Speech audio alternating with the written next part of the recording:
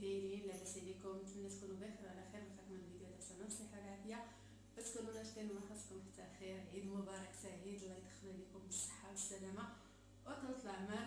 بما اننا على ابواب عيد الفطر، فانا اليوم باش نقترح عليكم فطور ديال صباح العيد اللي هو بسيط متواضع ديال الدراوش، ماشي شي حاجه ديال الابهه، ولكن في نفس الوقت شكل ديال الزويون يليق بمائده الافطار ديال العيد ان شاء الله يا ربي.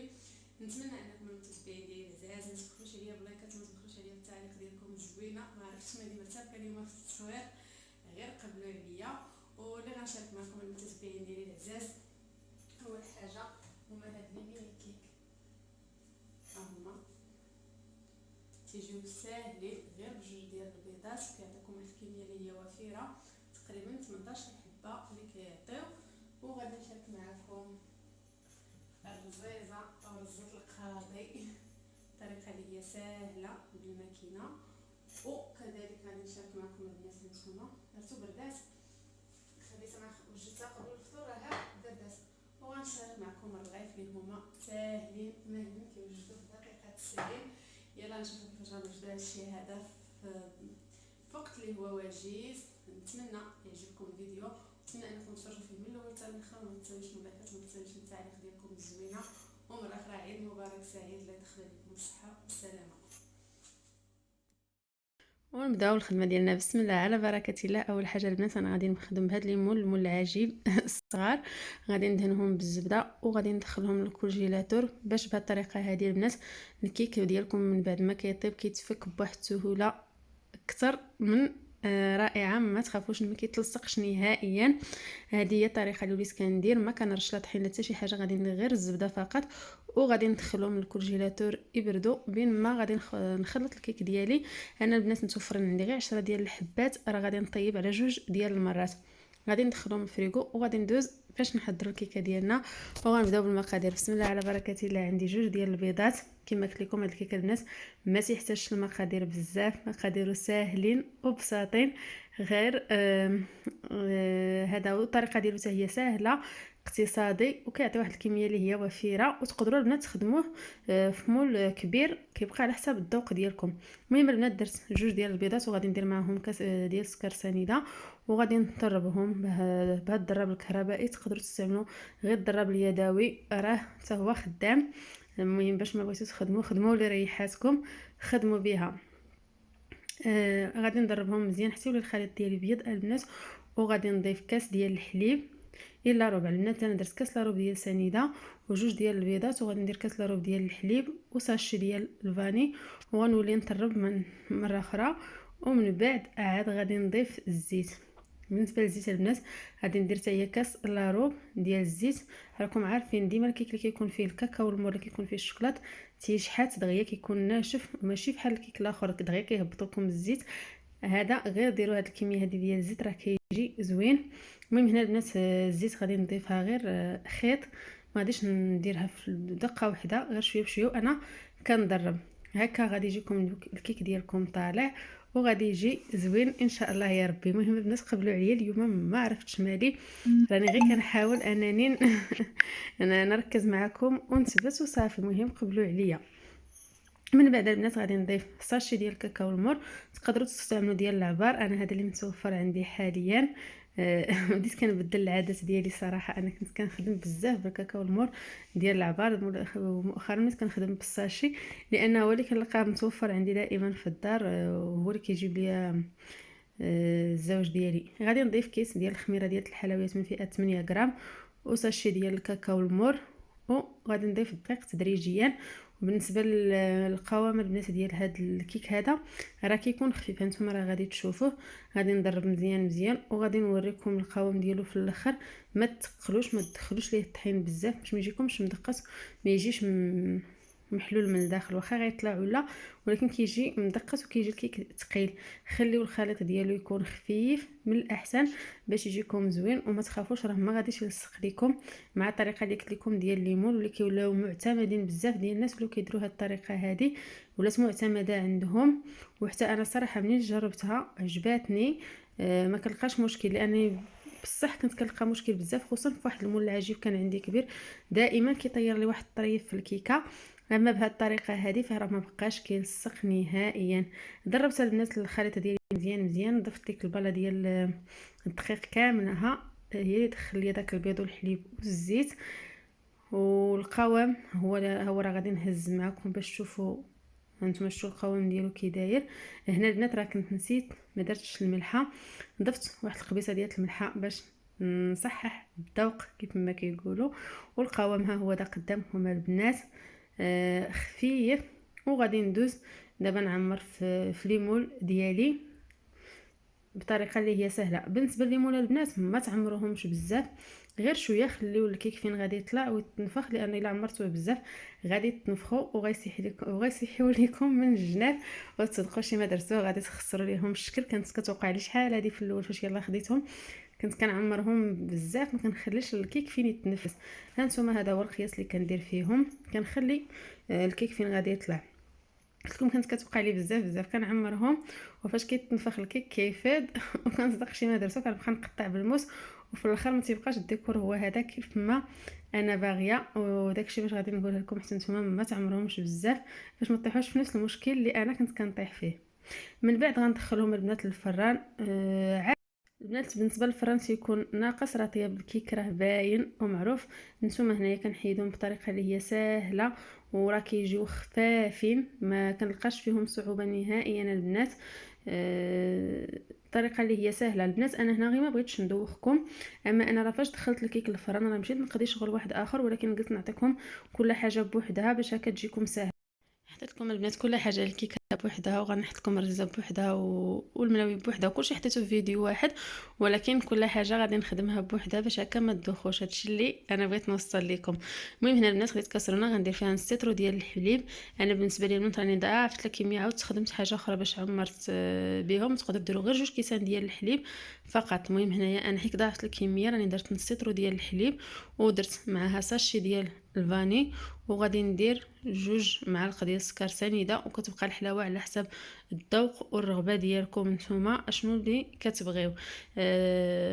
كاين اللي كيبغي الحلاوه بزاف، كاين اللي كيبغيها ناقصه. بالنسبه لي انا شويه بين وبين، درت 2 ديال المعالق. وغادي ندير النشا اولا المايزينا البنات اللي غادي نجمع بها الكريمه ديالي. غادي ندير 3 ديال المعالق ممسوحين اولا 2 معالق اللي يكونوا عامرين مزيان مزيان، وغادي نبدا ندربها. بالنسبه للبنات فاش تردوها لفوق البوطه، انا ما صورتش معكم فاش كنت ننزلها فوق البوطه. ما توقفوش يديكم على التحرك نهائيا باش ما يهبطش لكم داك النشا القاع ديال الكاسرونه ويتحرق ويتكتل، وكتبقى الكاسرونه ديالكم كتبقى الكريمه ديالكم محببه وما كتجيش زوينه. هنا البنات من بعد ما حيدتها من فوق البوطه، من بعد ما تجمعات لي، غادي نضيف لها واحد الياغورت بنكهه البنان. تقدروا تضيفوا النكهه اللي بغيتوا، ولكن انا كنفضل النكهه ديال البنان اولا النكهه ديال الفاني من الاحسن. نتوما البنات شوفوا راني حرقت الكاسرونه جهدت البوطه واحد شويه كان ريان كيبكي لي، وزدت العافيه باش نمشي لعندو دغيا. غادي ندربها مزيان وغادي نعمر الميني كيك ديالي عادي. انا حبوباتي عندي العجينه ديال الرزيزه عجنتها البنات من الصباح، عجينه عاديه، الطحين والملحه وشويه ديال العسل. دلكتها بحال العجينه ديال المسمن وحطيتها باش ترتاح هكا باش تعاوني في الخدمه. من بعد البنات دابا فاش جبتها عاودت خدمتها واحد شويه فوق الطبله كيف ما كتلاحظوا هكا باش تسهل عليا في الخدمه وما تعذبنيش. وصراحه العجينه ديالها جات اكثر من رائعه. غادي نقسمها البنات نقطعها كيف ما كتلاحظوا في الصوره باش نعاود نطلقها مره اخرى. المهم البنات اختكم سهام راه ماشي متدربه بزاف في الرزيزه وما كديرهاش بزاف. انا راه كنكون صريحه معكم، اللي كنديرها راني كنديرها واللي ما كنديرهاش راه ما كنديرهاش. الرزيزه ديالي راه غير على قد الحال ديال وحده ماشي متدربه فيها وماشي معلمه ديالها. انا غير انا كندخل عند الاخوات وكنتفرج وكندير منهم، وماشي معتمده عندي، ما كنديرهاش بزاف بزاف، ماشي من العشاق ديالها. غير الزوج ديالي اللي كان قال لي تشهيتها بغيتها وقلت علاش لا ما نديرهاش ليه في هذا العيد هذا ونحطها ليه ناخذ الرضا. ايوا ضحكوا عليا البنات باش ناخذ شويه ديال الرضا، قالك الرضا ديال الزوج من رضا الوالدين ونشوفوا واش بصح ولا لا. المهم البنات طلقتها بالمدله كيف ما كتلاحظوا. وغادي نطلقها كاملها، عاد غادي ندوزها في الماكينه صراحة ساهلة وما عذبتنيش في الخدمة بزاف بزاف. انا كنت كيحسب لي واش غدا العيد، نط كندردك على الخدمة فغير قالوا لي راه حتى السبت. ما نقولش لكم اختكم سهام فشلات ديك الساعة، ما بقيتش زدت ضربة واحدة. صافي رجعت جلست باش نرتاح، عييت والله العظيم. دوقت واحد النهار من السياق فيه بزاف ديال الحوايج. هنا بالنسبه للكاسرونه البنات عندي فيها الزبده والزيت اللي مذوبين، وهنا نتوما كما كتلاحظوا العجينه ديالي ما عاودش ضربتها بالماكينه من الناحيه ديال الترق، غير داكشي اللي درت ليها بالمدلك فقط. غادي نحاول انني ندوزها من الماكينه كيف ما كتلاحظوا. وبالنسبه لدوك العجينه اللي كطيح ليا راني حيدتها وضفتها في العجينه ديال المسمن حتى حاجه ما كتضيع مع اختكم سهام.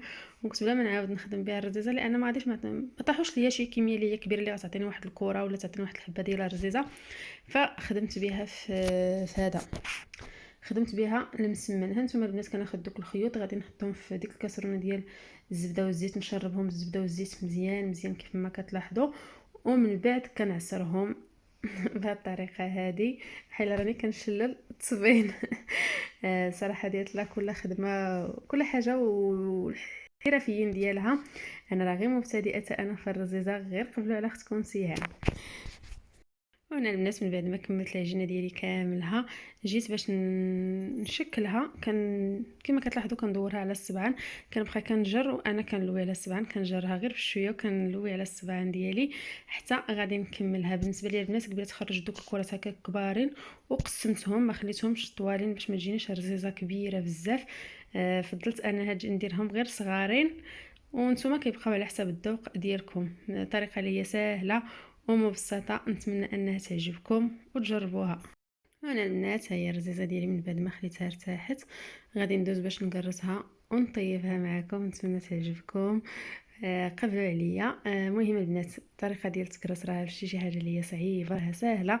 راني طرقت الرغيف ديالي راهم موجودين كيتسناو غير نبتهم. غنحاول البنات نطلقها غير واحد شويه، ما نطلقهاش بزاف بزاف باش ما تجيش رقيقه بحال الملوي اولا بحال المسمن كلش كيقول له. المهم غير شويه. هنا هذه انا البنات راه طلقتها بزاف بزاف، ما خليتهاش غليظه، ولكن من الاحسن تكون غليظه باش هذا باش تجيكم باينين دوك الخيوط وما تقرصوهمش يتلاصقوا وما تبقاش رزيزه تولي مسمن. صافي غادي نطرحها في المقله ديالي اللي غادي نكون درتها سخونه. غادي نرش بشويه ديال الزيت ونحطها البنات في المقله وغادي نبدا نقلبها غير شويه بشويه حتى طيب. العافيه البنات تكون مهيله باش ما تجيكمش معجنه من الداخل اولا مدقسه من الداخل كيف ما كيقولوا. غادي نحاول انني نبدا نقلبها حتى غادي طيب وتولي رزيزه. كنحاول زعما نوريكم الخيوط زعما راني مجهده. شفتوها البنات كي جات، راها جات زوينه، غير جربوها. اختكم ما بقاش قاده على الحراره وما عنديش ديك الاخر باش نقلبها، استعنت غير وانا حبوباتي. غادي ندوز باش نوجد المسمن. بالنسبه للمسمن هاد عجنته سوا من الصباح، عجينه اللي هي عاديه، ديك العجينه الصغيره اللي شفتوها طاحت لي اللي كانت شط ليا من الرزيزه حتى حاجه ما كتضيع. غادي نعاود نخدموا البنات واحد شويه فوق الطبله كيف ما كتلاحظوا.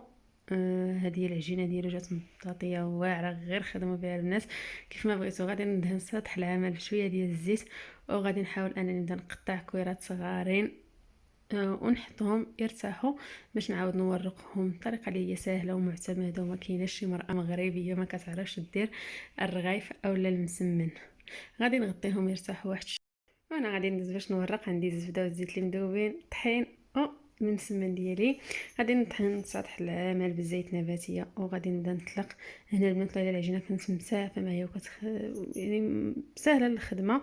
كندهن بشويه ديال الزبده والزيت ورشه ديال الطحين ونطوي ندير كتاب ونعاود ندير واحده اخرى. الطريقه اللي هي سهله البنات ومبسطه وماشي صعيبه. اسهل ملوي هو هذا، ماشي بحال الداير شي شويه كيبغي الخدمه، اما هذا راه ساهل. غنعاود نطلق واحده اخرى وكيف ما العاده غادي نرشها بشويه ديال الزبده والزيت اللي ذوبتهم ونرش بالطحين ونسد. ساهل ماهل هاد المسمن المربع كيجي ساهل ماشي بحال الداير. صافي ونخليهم يرتاحوا وانا البنات غادي ندوز باش نطيب المسمن ديالي. كيف ما كتلاحظوا عادي كنطلق مسيمنه بشويه، نرش المقيله ديالي بشويه ديال الزيت وغادي نلوح ونطرح المسمنه ديالي كيف ما كتلاحظوا وغنبدا نقلبها السر البنات في المسمن اولا في الملوي باش يجيكم محلول من الداخل هو تبقاو تقلبوا كل قلبوها حتى تشوفوها بدات كطيب، عاد وقفوا انتما كيف ما كتلاحظوا بدا كيتنفخ. هاد الطريقه هذه كنت وراتها ليا مامتي الله يخليها لي ويطول لي في عمرها، وليت معتمده عندي، وليت كنديرها بزاف بزاف. صافي كان المسمن ديالي هو بدا كيوجد، وما شهيتكم فيها المتتبعين.